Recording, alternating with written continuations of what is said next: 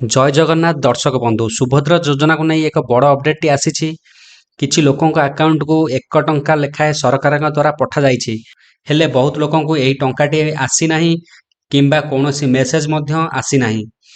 ତେବେ ସେମାନଙ୍କ ମନରେ ଗୋଟେ ଡାଉଟ୍ ଅଛି ଯେ ଯଦି ମେସେଜଟି ଆସିନାହିଁ କେବଳ କ'ଣ ଯେଉଁମାନଙ୍କର ମେସେଜ ଆସିଛି ସେଇମାନଙ୍କୁ ହିଁ ପଇସା ମିଳିବ ଏବଂ ଯେଉଁମାନଙ୍କର ଆକାଉଣ୍ଟକୁ ମେସେଜ କିମ୍ବା ପଇସା ଟଙ୍କାଟେ ଆସିନାହିଁ ସେମାନଙ୍କୁ 17 ତାରିଖ ଦିନ ପଇସା ମିଳିବନି। ସେମାନଙ୍କ ମଧ୍ୟରେ ଯେଉଁ ଡାଉଟଟି ରହିଛି ଏହି ଭିଡ଼ିଓରେ ଆମେ ସେହି ବିଷୟରେ ଆଗକୁ ଜାଣିବା।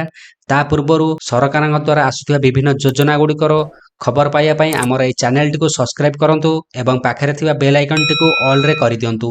ଦେଖନ୍ତୁ, ଯେଉଁମାନେ ସୁଭଦ୍ରା ଯୋଜନାରେ ଆପ୍ଲାଏ କରିଥିଲେ ସେମାନଙ୍କ ମୋବାଇଲକୁ ଏଇଭଳି କିଛି ମେସେଜଟି ଆସିଛି। ଏ ମେସେଜରେ ରହିଛି ଡିଅର କଷ୍ଟମର୍ସ DBT/ଗଭର୍ନମେଣ୍ଟ payment of Rs 1 credited to your account number. ଏଇଠି ଲାଷ୍ଟକୁ 5ଟି ନମ୍ବର ରହିଛି।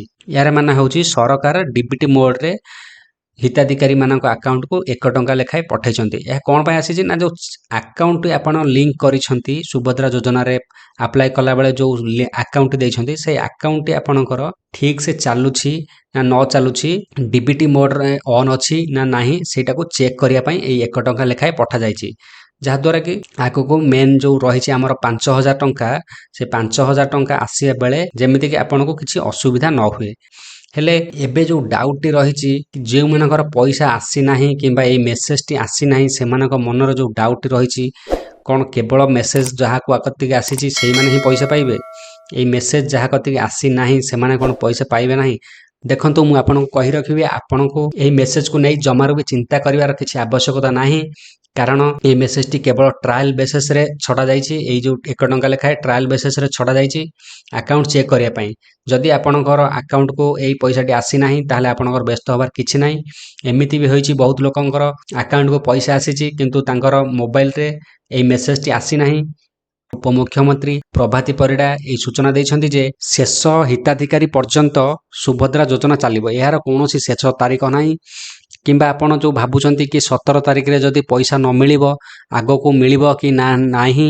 ଦେଖନ୍ତୁ, ଯଦି ଆପଣଙ୍କ ଆକାଉଣ୍ଟକୁ 17 ତାରିଖରେ ଟଙ୍କା ନ ଆସିଛି ପରେ ଆପଣଙ୍କ ଆକାଉଣ୍ଟକୁ ବି ଆସିଯିବ। ଚାଲନ୍ତୁ ଆଜିର ଏହି ଖବରଟିକୁ ଦେଖିନେବା। ଏଠି ଯାହା ରହିଛି ଆପଣ ଦେଖିପାରୁଥିବେ ରବିବାର ସୁଦ୍ଧା ଆବେଦନ କଲେ 17ରେ ମିଳିବ ପ୍ରଥମ କିସ୍ତି। ଏମାନେ ଯେଉଁ ଆମର ଆସନ୍ତା ରବିବାର ଯେଉଁ ରହୁଛି 15 ସେପ୍ଟେମ୍ବର ଦିନ ଯଦି ଆପଣ ତା ପୂର୍ବରୁ ଆପ୍ଲାଏ କରନ୍ତି ତାହେଲେ ଆପଣଙ୍କର ପ୍ରଥମ କିସ୍ତି 17ରେ ମିଳିବ। ଯଦି ଆପଣ 17 ପରେ କରନ୍ତି ତାହେଲେ ଆଗାମୀ ଦିନମାନଙ୍କରେ ମିଳିଯିବ। ସୁଭଦ୍ରା ପାଇଁ ଆବେଦନ କଲେଣି 50 ଲକ୍ଷରୁ ଅଧିକ ହିତାଧିକାରୀ। ଏଇ ଯେଉଁଟାକି ବହୁତ ବଡ଼ ସଂଖ୍ୟା।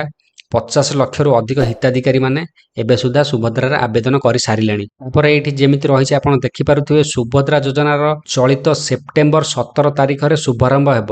ଯେମିତି ଆପଣ ଆଗରୁ ଜାଣିଥିବେ ଯେ ଆମର ପ୍ରଧାନମନ୍ତ୍ରୀ ଶ୍ରୀ ନରେନ୍ଦ୍ର ମୋଦିଙ୍କ ଜନ୍ମଦିନ ଆସନ୍ତା 17 ସେପ୍ଟେମ୍ବର ତାରିଖ ଦିନ ଏବଂ ସେ ସେହିଦିନ ଓଡ଼ିଶା ଆସୁଛନ୍ତି ଏବଂ ଓଡ଼ିଶା ଆସି ଏହି ଯୋଜନାର ଶୁଭାରମ୍ଭ କରିବେ। ତାପରେ ଏଠି ତଳେ ରହିଛି ଆସନ୍ତା କାଲି ରବିବାର ସୁଦ୍ଧା ଯେଉଁମାନେ ଆବେଦନ କରିଥିବେ ସେମାନଙ୍କୁ 17 ତାରିଖର ପ୍ରଥମ କିସ୍ତି ପ୍ରଦାନ କରାଯିବ। ତାପରେ ଏଠି ରହିଛି ମହିଳା ଓ ଶିଶୁ ବିକାଶ ବିଭାଗ ଦାୟିତ୍ୱରେ ଥିବା ଉପମୁଖ୍ୟମନ୍ତ୍ରୀ ପ୍ରଭାତୀ ପରିଡ଼ା କହିଛନ୍ତି ଆସନ୍ତା କାଲି ସୁଭଦ୍ରା ସ୍ୱାଗତ ପଦଯାତ୍ରା ଆୟୋଜନ ହେବ, ଯାହାକି ରାଜ୍ୟରେ ସମୁଦାୟ 10,000 ପଦଯାତ୍ରା କରାଯିବ। ଭୁବନେଶ୍ୱରରେ ଗିରିଦୁର୍ଗ ମନ୍ଦିରରୁ ଶୋଭାଯାତ୍ରା ଆରମ୍ଭ ହୋଇ ରମାଦେବୀଙ୍କ ପ୍ରତିମୂର୍ତ୍ତି ନିକଟରେ ପଦଯାତ୍ରା ଶେଷ ହେବ। ଆସନ୍ତା କାଲି ସୁଦ୍ଧା ଯେତିକି ସଂଖ୍ୟକ ଫର୍ମ ଆବେଦନ ହୋଇଥିବ ଏହି ସଂଖ୍ୟା ଆଧାରରେ ବ୍ୟାଙ୍କରୁ ହିତାଧିକାରୀଙ୍କୁ ଟଙ୍କା ପଠାଯିବ। ମୁଁ ଆଶା କରୁଛି ଆପଣଙ୍କୁ ଏହି ଭିଡ଼ିଓଟି ସମ୍ପୂର୍ଣ୍ଣ ଭଲ ଲାଗିଥିବ। ଯଦି ଆପଣ ସରକାରଙ୍କ ଦ୍ୱାରା ଆସୁଥିବା ବିଭିନ୍ନ ଯୋଜନା ବିଷୟରେ ଆଗକୁ ଜାଣିବାକୁ ଚାହୁଁଛନ୍ତି ତାହେଲେ ଆମର ଏହି ଚ୍ୟାନେଲଟିକୁ ସବସ୍କ୍ରାଇବ କରି ପାଖରେ ଥିବା ବେଲ୍ ଆଇକନକୁ ଅଲ୍ରେ କରିନେବେ।